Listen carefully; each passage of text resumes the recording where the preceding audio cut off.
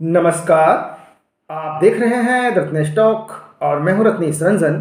मेरे सभी सामाजिक परिवार के सदस्यों का बहुत बहुत स्वागत है। महात्मा गांधी पर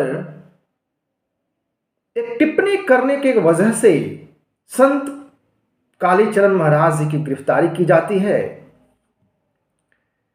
लेकिन गिरफ्तारी के साथ ही एक प्रश्न आम हो चला है कि नरेंद्र मोदी की सरकार केंद्र में आने के बाद 2014 से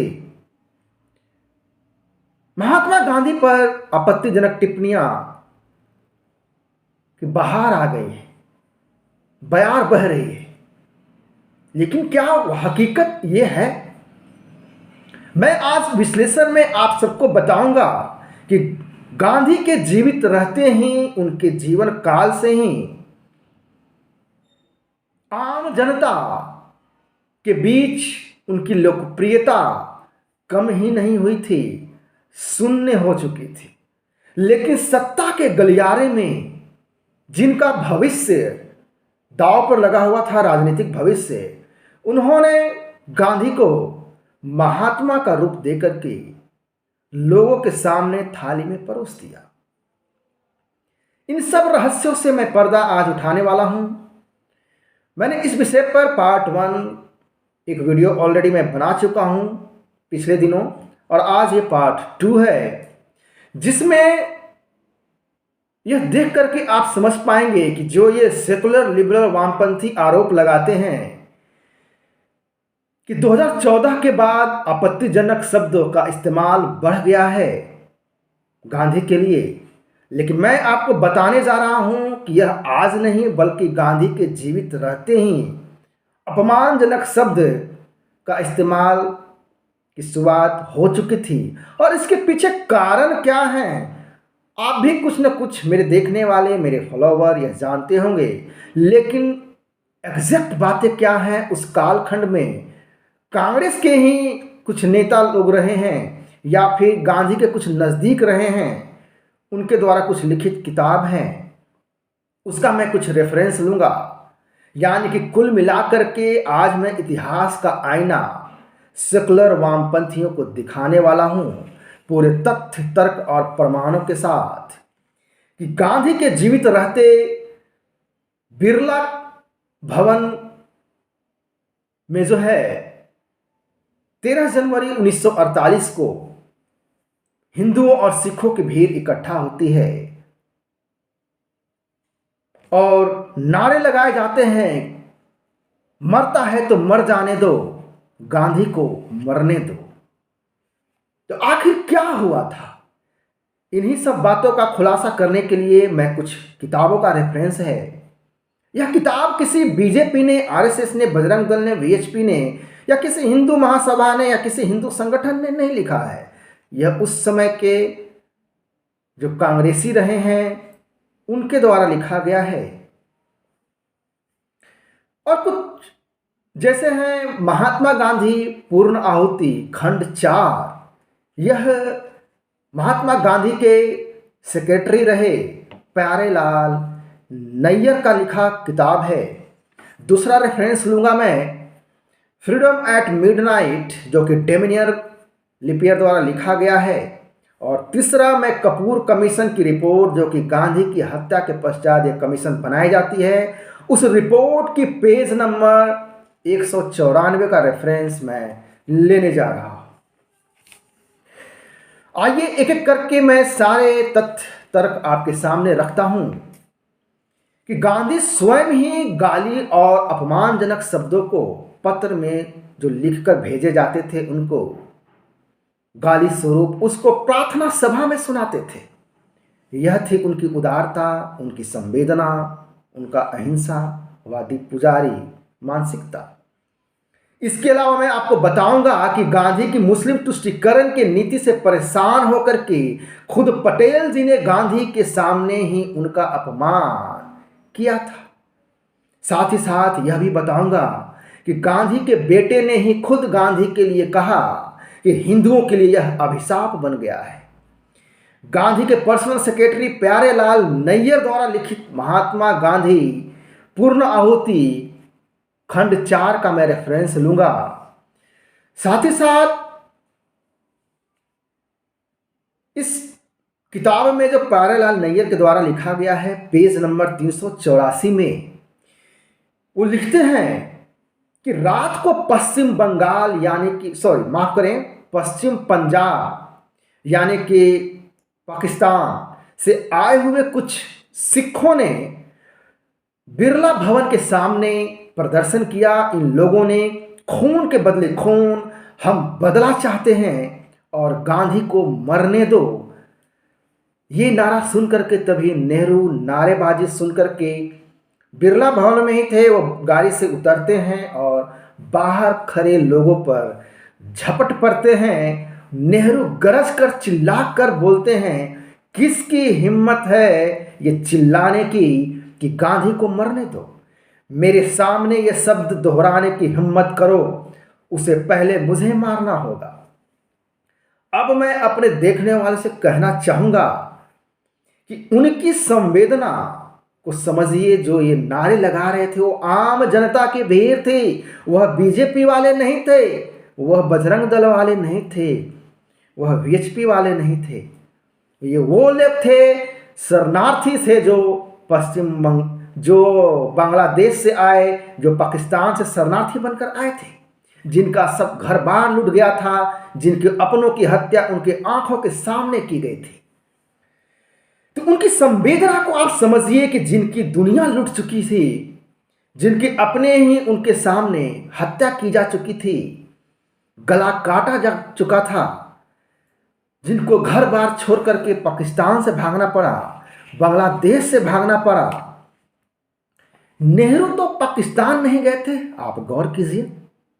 न नेहरू गए, न नेहरू के बेटी इंदिरा गांधी गई, और न ही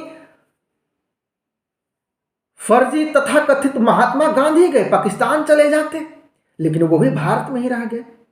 लेकिन नेहरू की संवेदनशीलता देखिए, संवेदनशीलता देखिए कि जब नारे लग रहे थे सिखों पर नेहरू चिल्लाने लगे, हिंदुओं पर नेहरू चिल्लाने लगे। जिन्होंने अपनों को खोया वो तो चिल्लाएंगे ही। संवेदना कहाँ गया था नेहरू का, संवेदना कहाँ गया था गांधी का और उस समय के कांग्रेसी नेताओं का। संवेदनहीनता आप सिर्फ नेहरू ही नहीं बल्कि गांधी की भी देख सकते हैं आप। जब बिरला भवन में नारे लग रहे थे तो आवाज सुनकर क्या प्रतिक्रिया दी, इसका भी जिक्र प्यारेलाल नैयर अपनी किताब में करते हैं। वो लिखते हैं कि गांधी बोले कि क्या चिल्ला रहे हैं बाहर में लोग। कार्यकर्ता ने कहा कि वो चिल्ला रहे हैं गांधी को मरने दो। गांधी ने पूछा कि कितने लोग हैं। कार्यकर्ता ने कहा बहुत कम है, थोड़े लोग हैं। यह सुनने के बाद गांधी आह भर करके राम नाम लेने लगते हैं। अब आप देखिए क्या संवेदनशीलता है। चाहे भीड़ 100 की हो, 1000 की हो, लाखों की हो, या फिर एक लोग ही क्यों ना हो, यदि हत्या हुई है तो उसकी जिम्मेवारी कौन लेगा।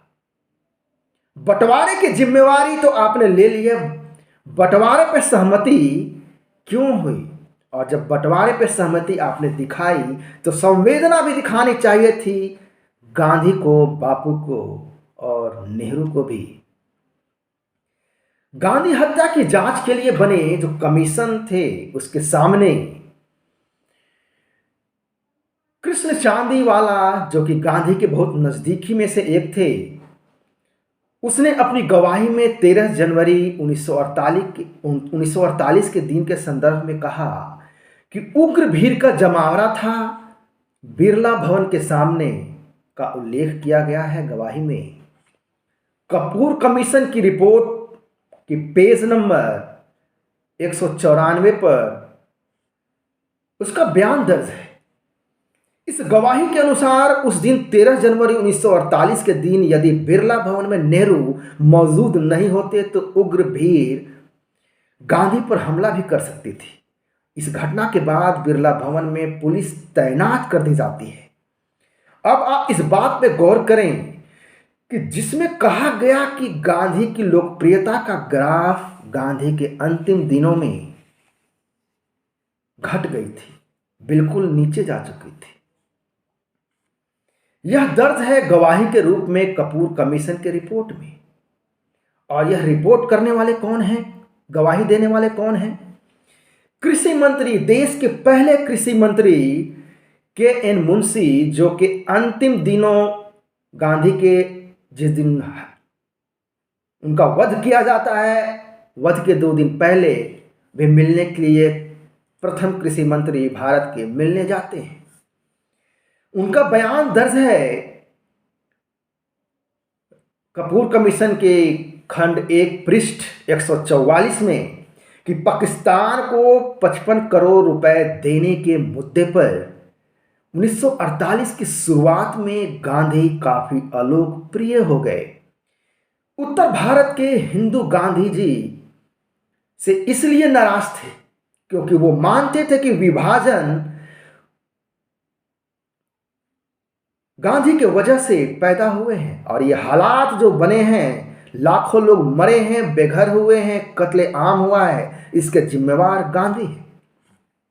इसके अलावा एक आप रेफरेंस ले सकते हैं, फ्रीडम एट मिडनाइट, आधी रात को आजादी, डोमिनिक लिपियर और लैरी कॉलिंस के द्वारा लिखा गया है। यह दुनिया की सर्वश्रेष्ठ 100 पुस्तकों में से एक माना जाता है। इस पुस्तक के पृष्ठ संख्या 368 में लिखा है कि एक शरणार्थी में ट्रेन में बिलख बिलख कर रो रहा था। उसने बताया एक सरकारी अफसर को कि वह बर्बाद हो गया। जब सुरक्षा कर्मी ने उससे पूछा कि क्या आपके पास कुछ नहीं बचा है, तो उस आदमी ने बताया कि उसके पास सिर्फ 5 लाख रुपए बचे हुए हैं। तब अफसर ने कहा कि तब तो आप बहुत अमीर आदमी हैं। इस पर शरणार्थी ने कहा, नहीं, बिल्कुल नहीं, मैं तो इस रकम की पाई पाई गांधी और नेहरू की जान से मरवाने के लिए खर्च करूंगा। अब आप गौर करें कि एक आम आदमी कितना उद्वेलित था, कितना गुस्सा में था, अपनों को खोने के वजह से, घर बार छूटने की वजह से, अपने दादा परदादाओं के जमीन के छूटने की वजह से, और इसके जिम्मेवार कौन थे? फिर भी नेहरू और गांधी में इतना संवेदनशीलता दिखाई, वो हम आप सब जानते हैं कि किस तरह से गांधी ने मुस्लिम तुष्टीकरण की नीति अपनाई थी। और आप एक बात और गौर करें कि सरकारी अफसर के सामने यह आम आदमी ट्रेन में जो बैठा हुआ है वह कह रहा होता है गांधी और नेहरू को मरवाने की बात। तो सोचिए कि उस आम आदमी की मानसिकता कितना दर्द होगा कि वह सरकारी अफसर के सामने यह कहने की हिम्मत भी कर पा रहा है। अब आप इसी पुस्तक में फ्रीडम एट मिडनाइट पुस्तक में पृष्ठ संख्या 430 में लिखा है कि इस बुढ़े से हमारा पिंड कब छूटेगा। और यहां पर बुढ़े कहने का मतलब जो फर्जी रूप से महात्मा गांधी बना दिए गए, वो गांधी जो तथाकथित फर्जी तरीके से महात्मा बना करके जनता के सामने परोसा गया, उस बुढ़े के बारे में कहा जा रहा है, यह लिखित है, किताब में दर्ज है कि इस बुढ़े से हमारा पिंड कब छूटेगा। यह प्रश्न लोग दिल्ली की गलियों में पूछ रहे थे, पूरे दिल्ली में चांदनी चौक से लेकर के कनॉट प्लेस तक पूछ रहे थे। कुल मिलाकर के यह बात सिद्ध होता है कि गांधी के लिए अपमानजनक शब्दों का इस्तेमाल गांधी के जीवित रहते ही शुरू हो गया था, आरंभ हो गया था, न कि नरेंद्र मोदी सरकार के केंद्र में 2014 में आने के बाद से। और यह अपमानजनक शब्दों का इस्तेमाल गांधी और नेहरू के खुद के कुकृत्यों के वजह से ऐसा हो सका है। मैं फिर मिलूंगा इसी मुद्दे को आगे बढ़ा करके कुछ अन्य तथ्य और प्रमाणों के साथ। तब तक के लिए नमस्कार, जय हिंद, वंदे मातरम।